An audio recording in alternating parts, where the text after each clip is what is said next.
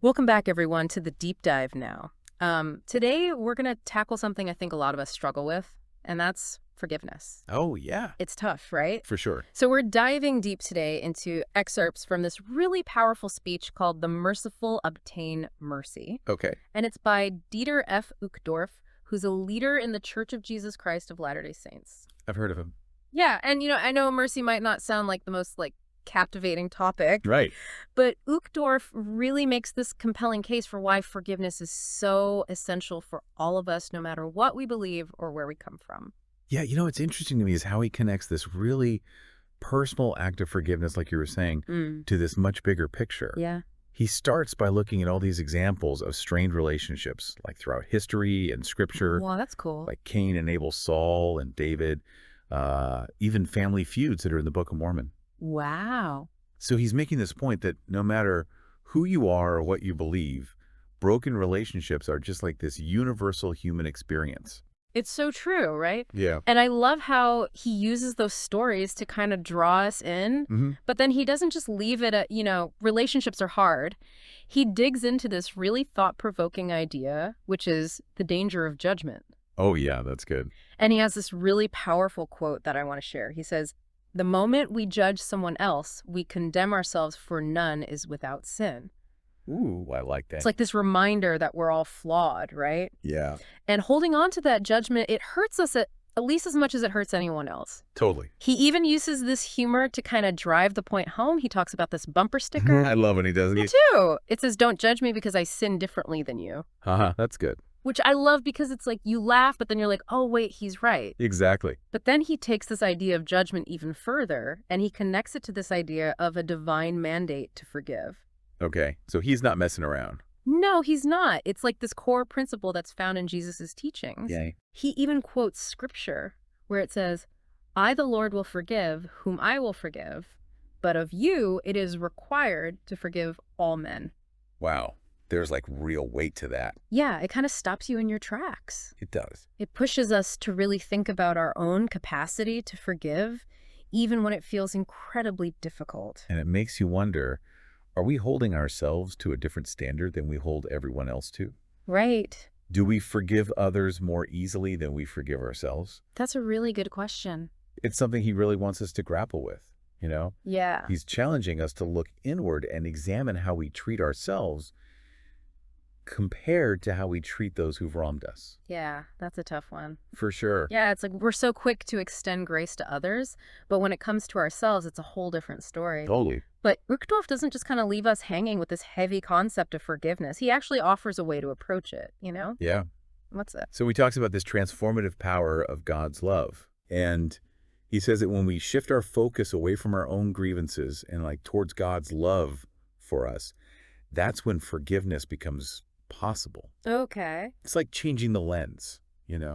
I love that. Yeah. Like when you're staring at this tiny little scratch on your car Uh-huh. and it seems huge, like in that moment. Right. But then you step back and you're like, oh, it's barely noticeable Yeah. in the grand scheme of things. Exactly. And that grand scheme of things is God's love, I like that. which Uchtdorf describes as just like boundless and unconditional. Okay. And that love, he says, can give us the strength and motivation to do the hard work of forgiving, both others and ourselves. Yeah, and it makes me think about the example of Jesus Christ. Oh, for sure. He forgave even those who crucified him. Right. That level of forgiveness is just mind-blowing. Yeah, it seems almost superhuman, It really does. Right. But Uchtdorf uses Christ's example to show us what true forgiveness really looks like. Like he reminds us of that teaching, to love your enemies, bless them that curse you, do good to them that hate you, and pray for them which despitefully use you and persecute you. Wow, that's a tall order. It is a tall order. That requires a radical shift in perspective. Cool. But Yeah. you know what's so fascinating is that Uchtdorf doesn't just focus on the moral obligation to forgive. Right. He actually highlights the positive outcomes that come with embracing forgiveness. Interesting. So it's not just about being a good person, it's about the benefits it brings to our own lives. I see. So he talks about how forgiveness leads to greater peace, stronger relationships, a deeper connection with God. And it's not just some vague promise. He actually brings it back to that worried mother we heard about at the beginning of his speech. Yeah. He reminds us that even though we don't know the outcome of her situation with her children, forgiveness offers the best path toward reconciliation. It's such a powerful reminder that forgiveness isn't just about the other person. It's about finding peace and healing for ourselves. Exactly. But I think the million-dollar question that a lot of listeners might have is like, okay, Right. how do you actually forgive someone who has deeply hurt you? Right. And that's where it gets interesting because he doesn't give us this step-by-step guide. Mm, Instead, he focuses on shifting our mindset, okay. like understanding the power of God's love and using Christ as our example. Yeah. It's like he's giving us the tools and the framework to navigate our own individual journeys toward forgiveness. So he's not saying it's easy, No. but he's offering a way to approach it. Right. He's emphasizing that forgiveness is this process, not a switch that you can just flip on. Totally. I think that's something a lot of people can relate to. Absolutely. Forgiveness takes time. It takes Yeah. effort. Yeah. It often requires a lot of introspection, and there will be setbacks along the way. Hmm. But, his message is ultimately one of hope. Yeah. He reminds us that even though forgiveness can be challenging, the rewards are immense. Yeah. It really is a journey, huh? It is. It's like he's saying that the journey itself, as tough as it might be, it's part of what makes forgiveness so transformative. Yeah. And it's not about condoning what happened, but more about freeing ourselves from the burden of that hurt. Exactly. And he actually uses this really powerful metaphor to illustrate that point. Okay. He compares holding on to anger to drinking poison and expecting the other person to die. Oh, wow. Yeah.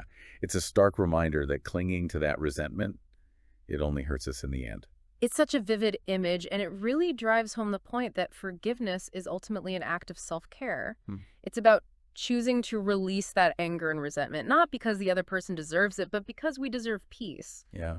But, I imagine some listeners might be thinking, okay, this all sounds good in theory, but where do I even begin? Right. What if I'm struggling to forgive even myself? Yeah, he acknowledges that forgiveness, especially self-forgiveness, can be incredibly difficult. Yeah. But he doesn't offer this simple solution. Instead, he suggests focusing on God's love for us as a starting point. He encourages us to let that love be the catalyst for extending grace to ourselves and others. It's interesting because even if someone isn't particularly religious, that idea of tapping into a source of unconditional love, whatever that might be for them, could still be really powerful in the process of forgiveness. Oh, absolutely. Like that love can provide the strength and perspective that's needed to let go of the hurt.